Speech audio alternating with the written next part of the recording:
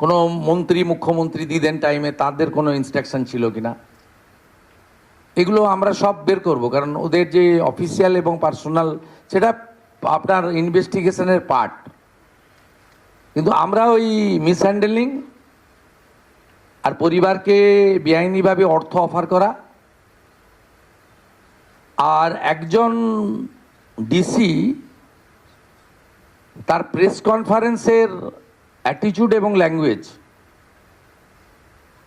In front of media, এটা আমাদের রাজ্যের ক্ষেত্রে খুব একটা সুখকর ছিল না। এই সব কিছু দেখে, কারণ ইটস এ ডিসিপ্লিন ডিপার্টমেন্ট, উনি spokesperson of the Kolkata police ছিলেন না অফিসিয়ালি, আমরা এখান থেকে তথ্য নিয়েছি। উনি spokesperson of the secretariat PD police ডিপার্টমেন্টের স্পোক্সপারসন বা হোম ডিপার্টমেন্টের স্পোক্সপারসন ছিলেন না। উনাকে পার্টিকুলার আরজিকর ইস্যুতে সাংবাদিকদের সামনে কথা বলার জন্য কোনো কাগজে কেউ দায়িত্ব দেয়নি। কেউ ভার্বেলি দিয়ে থাকতে পারে, সেটা কল রেকর্ডে বোঝা যাবে, কিন্তু উনার যে বক্তব্যের থ্রোয়িং, এটা নারী সমাজ, মাতৃশক্তি, আমরা সবাই তো ভারত পিতা বলি না, ভারত মাতা বলি।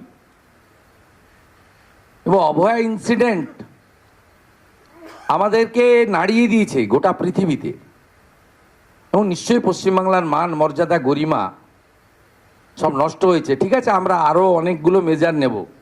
আমরা আজকে 3 জন আইপিএসকে সাসপেন্ড করছি। মিস্টার বিনীত গোয়েল,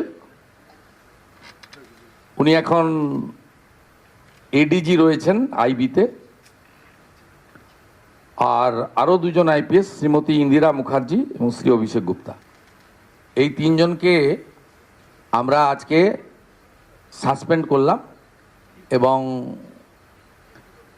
এইচএসের গাইডেন্সে, সিএসের গাইডেন্সে HS as per the rules যা আছে ক্যাডার রুল, সেটা মেনে ডিপার্টমেন্টাল ইনকোয়ারি এবং প্রসিডিংস স্টার্ট করবে, এবং within stipulated time to time সেই রিপোর্ট আসবে। যেটা প্রেসকে বলবো, যেটা ডিপার্টমেন্টাল অ্যাকশান নেওয়ার আমরা নেব, এবং যেটা আমাদের যেহেতু ইউনিয়ন ক্যাডার, যেটা আমাদের ইউনিয়ন ক্যাডার ওনার যে কন্ট্রোলিং অথরিটি, সেখানে জানানোটা আমরা জানাবো।